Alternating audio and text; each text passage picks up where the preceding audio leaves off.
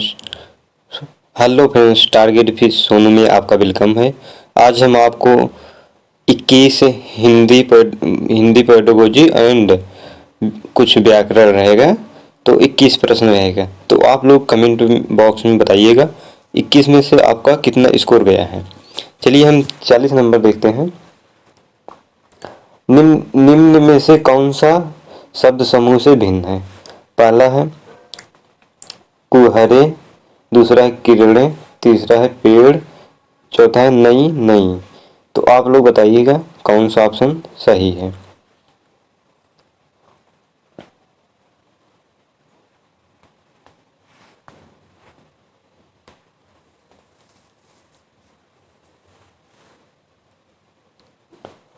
इसमें option number चौथा है नई नई। 41 नंबर है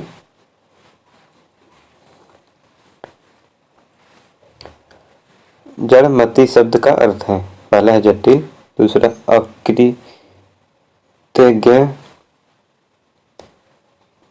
अकृतज्ञ, तीसरा है मूर्ख, चौथा है ज्ञानी। तो आप लोग बताइएगा कौन सा ऑप्शन सही है।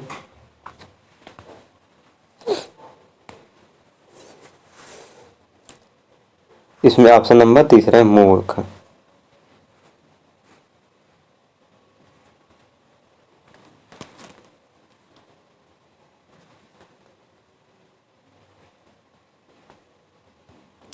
बयालीस नंबर है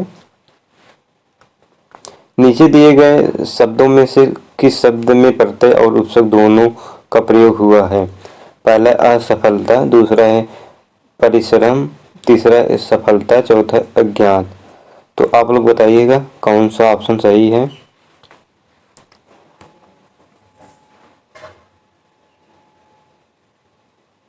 इसमें ऑप्शन नंबर 1 सही, असफलता। इसमें आ है उपसर्ग, अतः है प्रत्यय।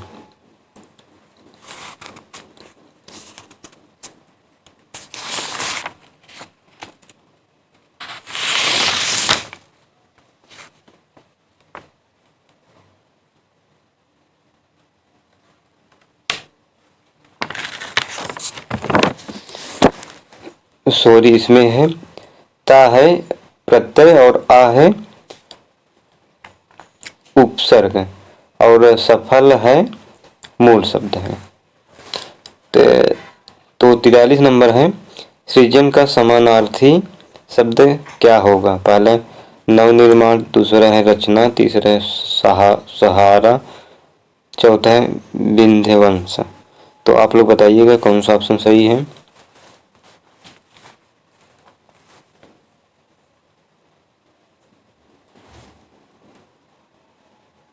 इसमें ऑप्शन नंबर दूसरा है रचना।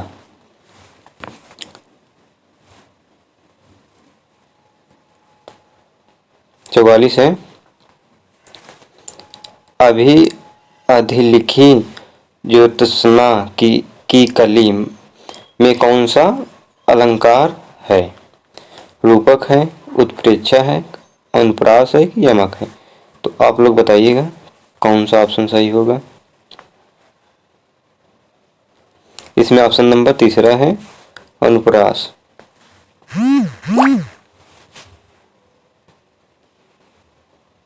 45 नंबर है जैव संपदा का समास विग्रह होगा। जैव की संपदा, दूसरा है जैव के लिए संपदा, तीसरा जैव में संपदा, चौथा है जैव और संपदा। तो आप लोग बताइएगा कौन सा ऑप्शन सही है।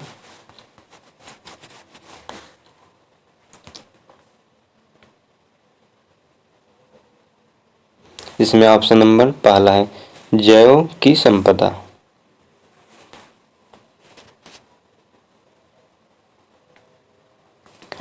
46 नंबर है कक्षा 5 की काल के नियम समझाने के बाद अध्यापिका जोड़ों में कार्य करवाती है। पहला विद्यार्थी ए पाठ सामग्री से वर्तमान काल का एक वाक्य लेकर विद्यार्थी बी का भूतकाल से सुनाती है। विद्यार्थी ए अनुमान लगाती है की वर्तमान काल क्या है? विद्यार्थी ए उसके अनुमान लगाने तक आवश्यकता अनुसार वर्तमान से भूतकाल में वाक्य बताती रहती है। यह गतिविधियाँ किसके सबसे अधिक करीब है?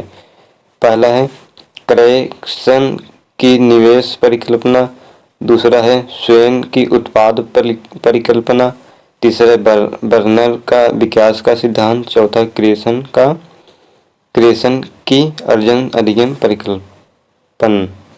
तो आप लोग बताइएगा कौन सा ऑप्शन सही है इसमें।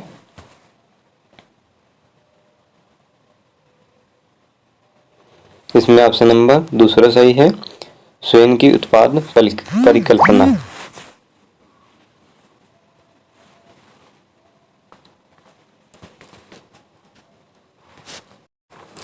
सैतालीस नंबर है,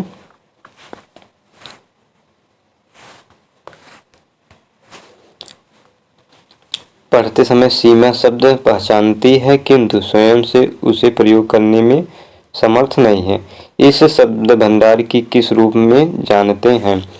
पहला सक्रिय शब्द भंडार, दूसरा निष्क्रिय शब्द भंडार, तीसरा सर्वर शब्द भंडार, चौथा पठन शब्द भंडार। तो आप लोग बताइएगा कौन सा ऑप्शन सही है इसमें।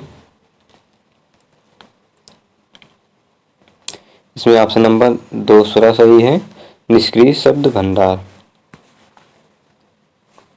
48 नंबर है, निम्नलिखित में से किस माहौल में बच्चों की भाषा सीखने के लिए अधिक प्रयास की आवश्यकता नहीं पड़ती है?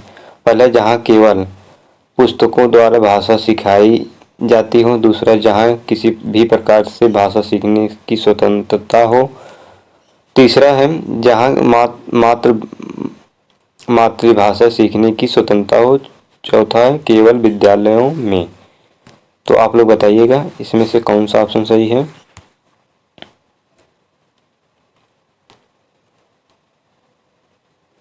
इसमें ऑप्शन नंबर 2 सही है, जहाँ किसी भी प्रकार से भाषा सीखने की स्वतंत्रता हो। 49 नंबर है, निम्नलिखित में से कौन सा भाषा शिक्षण का उद्देश्य है? पहला है भाषा सीखने समय त्रुटि बिल्कुल ना करें, दूसरा है भाषा की बारीकी और सौंदर्यबोध की सही रूप से समझने की क्षमता को हतोत्साहित करना, तीसरा है भाषा के व्याकरण सीखने पर बल देना, चौथा है निजी अनुभवों के आधार पर भाषा सृजनशील प्रयोग करना। तो आप लोग बताइएगा इसमें से कौन सा ऑप्शन सही है। इसमें ऑप्शन नंबर चौथा, निजी अनुभवों के आधार पर भाषा की सृजनशील प्रयोग करना। इसमें देखिए हो तो उत्साहित ये निगेटिव शब्द है, आप लोग देख लेना, और व्याकरण सीखने पर बल दें, जहाँ बल देना होगा वो भी निगेटिव है, तो हमारा वैसे 2 ऑप्शन गलत हो गए। 50 नंबर है,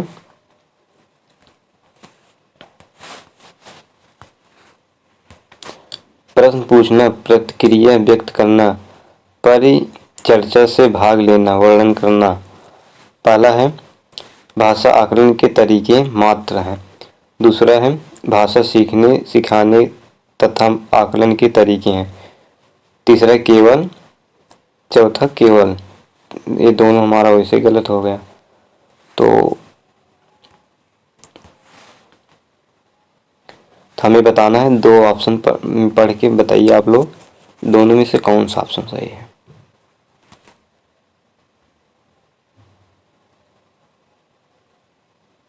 इसमें 50 में दूसरा सही है, भाषा सीखने सिखाने तथा आकलन के तरीके हैं। 51 नंबर है, आपके द्वारा पढ़ाए जा रहे विषय में छात्र रुचि नहीं ले रहा है, तो आप, पहला है सभी छात्रों को सजा देंगे, दूसरा है पढ़ाना छोड़ देंगे, तीसरा है अपने पढ़ने के तरीके में परिवर्तन लाएंगे, चौथा है प्रधानाचार्य से उस कक्षा को बदलने हेतु प्रार्थना पत्र लिखेंगे। तो आप लोग बताइएगा इसमें से कौन सा ऑप्शन सही है। इसमें ऑप्शन नंबर तीसरा, अपने पढ़ाने के तरीके में परिवर्तन लाएंगे। 52 नंबर है, भाषा शिक्षण के संदर्भ में निम्नलिखित में से कौन सी पाठ्य पुस्तकों की उपयोगिता है। पहला, ज्ञान प्राप्ति के लिए ज्ञान प्राप्त के लिए पुस्तकें सर्वसुलभ एवं मितव्ययी साधन है। दूसरा, पुस्तकें अर्जित ज्ञान की अस्थायीकरण है। तीसरा है, छात्र व शिक्षक दोनों को ही पुस्तकों के माध्यम से पाठ्यक्रम का ज्ञान रहता है। चौथा है, उपरोक्त सभी। तो आप लोग बताइए इसमें से कौन सा ऑप्शन सही है।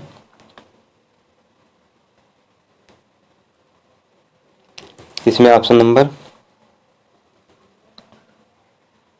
चौथा सही, उपरोक्त सभी। 53 नंबर है, उच्च माध्यमिक स्तर पर हिंदी भाषा की पाठ्यपुस्तक में हिंदीतर भाषाओं की रचनाओं की को भी स्थान देने का मुख्य उद्देश्य है। पहला, अन्य भाषाओं के व्याकरण से परिचित कराना। दूसरा, अन्य भाषाओं के उत्कृष्ट साहित्य से परिचित कराना।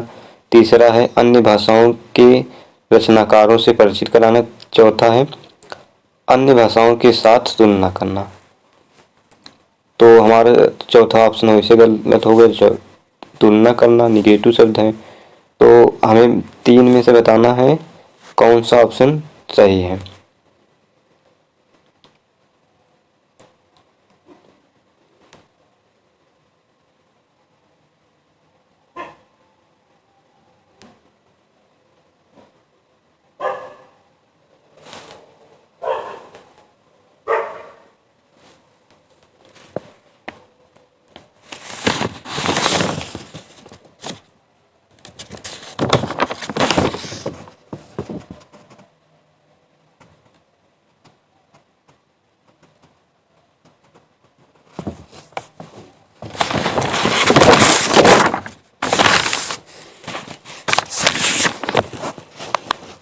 सॉरी यार, इसमें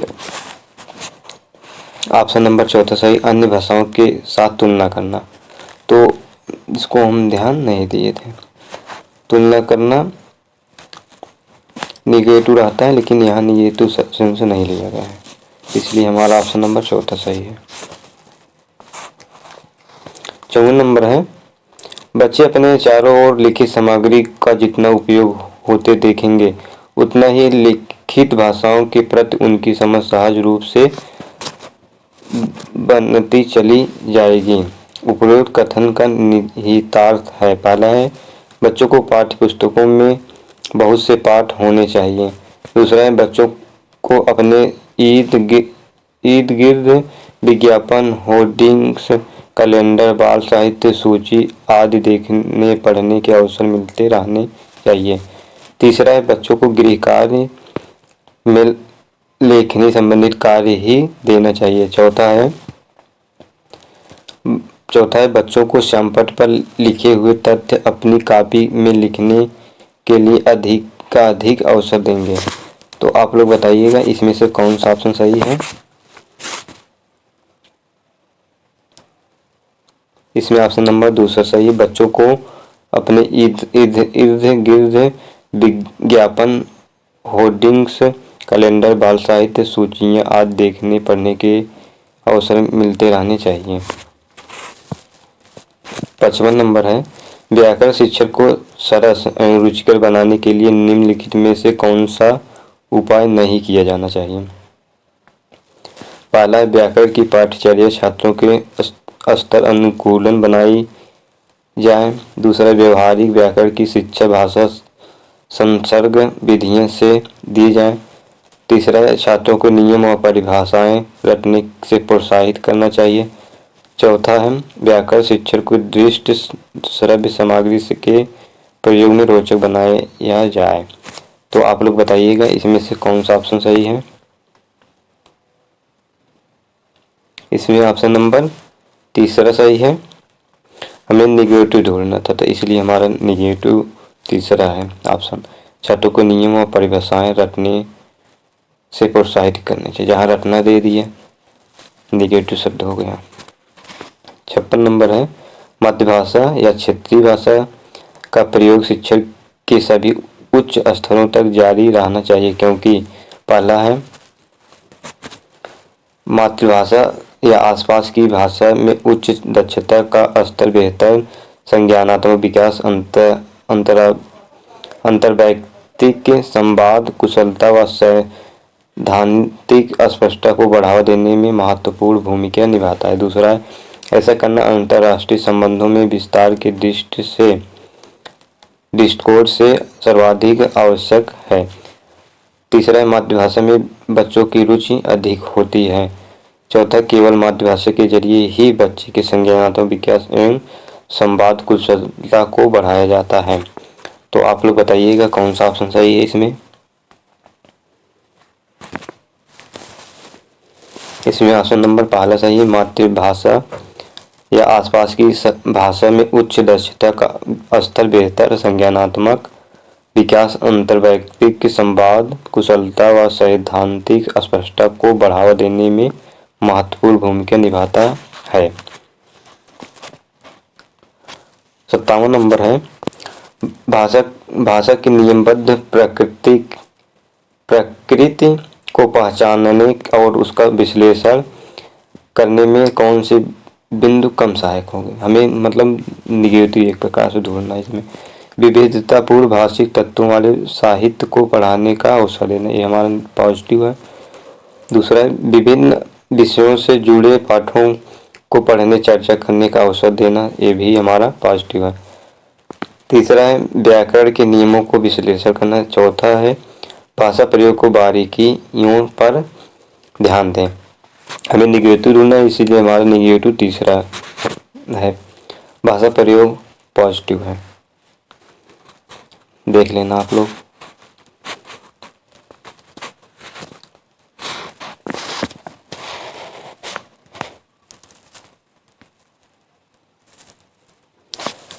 नंबर है, भाषा सीखे जाने के क्रम में पड़ताल भी साथ साथ चलती रहती है।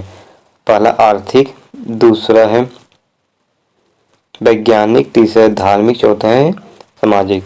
तो आप लोग बताइएगा कौन सा ऑप्शन सही है इसमें।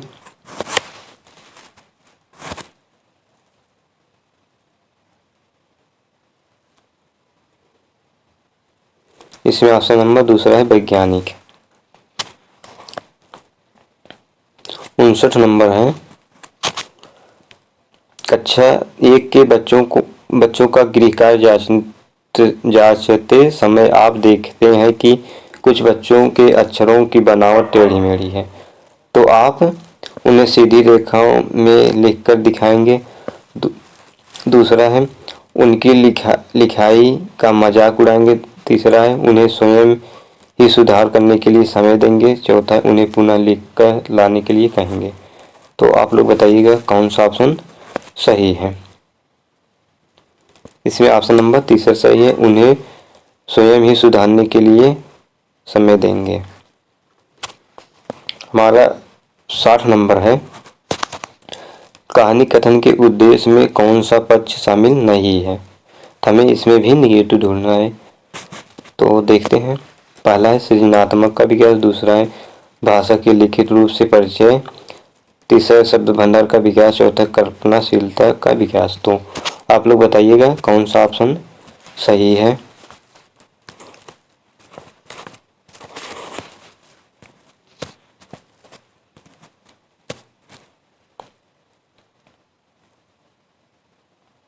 इसमें ऑप्शन नंबर दूसरा है भाषा के लिखित रूप से परिचय। तो आप लोग बताइएगा 21 में से आप लोगों को स्कोर कितना गया है, आप लोग कमेंट बॉक्स में बताइएगा। और आपको अगर वीडियो अच्छा लगा हो तो आप लोग वीडियो को share and like comment subscribe कर लेना। Thank you.